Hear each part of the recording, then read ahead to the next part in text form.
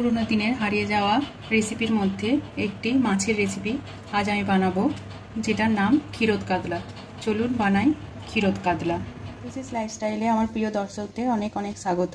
একঘেয়ে ঝোল ঝাল কাতলা মাছের রেসিপি থেকে একটু বাইরে গিয়ে খুবই সুন্দর একটি রেসিপি আজ আমি বানাবো। পুরনো দিনের এই হারিয়ে যাওয়া রেসিপির মধ্যে ক্ষীরোদ কাতলা আজকে আমি আপনাদের বানিয়ে দেখাবো। এখানে আমি কাতলার কয়েকটা পিস আমি ভালোভাবে ধুয়ে নিয়েছি। এবার এতে আমি প্রথমে দিয়ে দেবো নুন আর দিয়ে দেবো হালকা গোলমরিচ দিয়ে ভালোভাবে আমি এটাকে মাখিয়ে নেব। দিয়ে এটাকে কিছুক্ষণের জন্য আমি ম্যারিনেট করে রেখে দেব। এবার একটা প্যান আমি এখানে বসিয়ে নিয়েছি গ্যাসের উপর। আমি একটু সাদা তেল দিয়েছি, সাদা তেলের সঙ্গে আমি 1 চামচ ঘি দিয়ে দেব। এবার ঘিটা আমি একটু গলিয়ে নেব।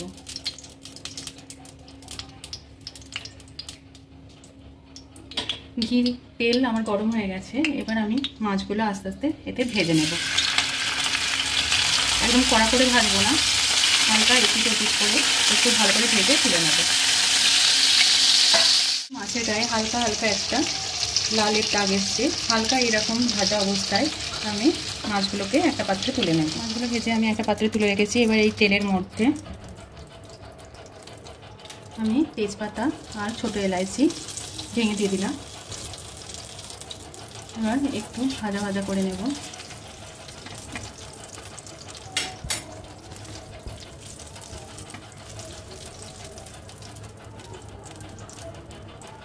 একটু ভাজা হয়ে গেলে আমি কিছু মশলা এখানে দিয়ে দেবো এখানে ধনে গুঁড়ো একটু বেশি পরিমাণ, তার অর্ধেক দিয়ে দেবো জিরে গুঁড়ো, আর অল্প 1/2 চামচের মতো দিয়ে দেবো গোটা গরম মশলার গুঁড়ো, আর 1/2 চামচের মতো দিয়ে দেবো গোলমরিচের গুঁড়ো। এবার এই সমস্ত জিনিসটাকে আমি একটু ভালোভাবে তেলের মধ্যে নেড়ে চেড়ে নেব।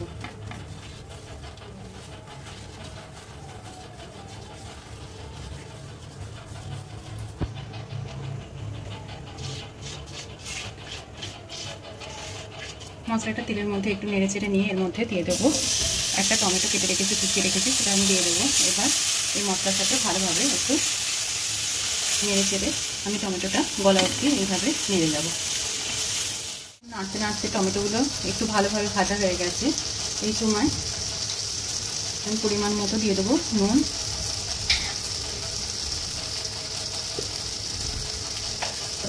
আর দিয়ে দেবো একটু চিনি,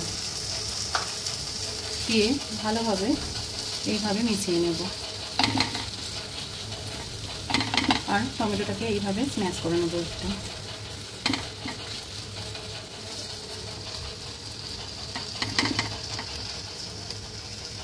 নুন আর চিনিটা ভালোভাবে এর সাথে মিশে যাওয়ার অপেক্ষা করব। সেই সময় এখানে আমি 1 কাপ দুধ রেখেছি, আর এখানে 1 চামচ ময়দা নিয়ে নিয়েছি। এই ময়দার মধ্যে আমি অল্প একটু দুধ ঢেলে নেব, দিয়ে ভালোভাবে একটু এইভাবে মিশিয়ে নেব যাতে না ডেলা পাকিয়ে যায়। এইভাবে স্মুথ একটা ব্যাটার তৈরি করে নেব। এরকম একটা স্মুথ ব্যাটার তৈরি করার পর আমি দুধের মধ্যে এটা সমস্ত দুধের সঙ্গে মিশিয়ে নেব। এখানে দেখুন মশলাটা আমার একদম হয়ে গেছে, টমেটোগুলো ভালোভাবে গলে গেছে আর তেল ভালোভাবে ছেড়ে দিয়েছে।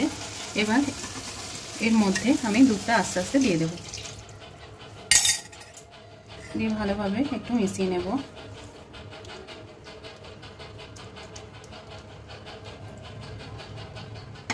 এবার একটু ফোটার অপেক্ষা করব। এবার এখানে আমার ময়দা দেওয়া দুধটা ফুটতে লেগেছে। আমি ধীরে ধীরে মাছের পিসগুলো এতে দিয়ে দেব। মাছের সাথে আমি ভালোভাবে এই গ্রেভিটাকে 5 মিনিটের মতো ফুটিয়ে নেব। তার আগে আমি কিছুটা পরিমাণ কাঁচা লঙ্কা কুচানো এতে দিয়ে দিলাম, চেরা, আর একটু দিয়ে দেবো গোলমরিচের গুঁড়ো। ভালোভাবে মিশিয়ে আমি কিছুক্ষণের জন্য চাপা দিয়ে এটাকে ভালোভাবে সিদ্ধ করে নেব। 6-7 মিনিট পর আমি ঢাকাটা খুলে নেব। দেখুন কতটা সুন্দর হয়েছে গ্রেভিটা, তেলটা পুরো উপরে ছেড়ে দিয়েছে আর মাছগুলো ভালোভাবে সিদ্ধ হয়ে গেছে। এবার আমি সব শেষে কিছুটা পরিমাণ গোটা গরম মশলার গুঁড়ো ছড়িয়ে দেব,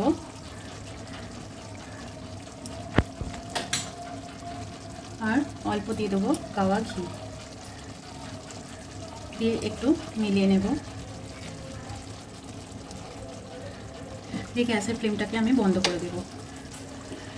আবার চাপা দিয়ে আমি রেস্টিং টাইমের জন্য কিছুক্ষণ রেখে দেব।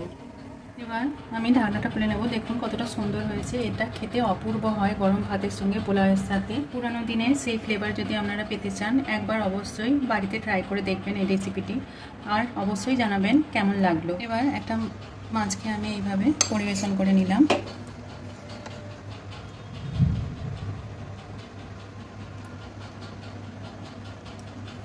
দেখুন কতটা সুন্দর হয়েছে।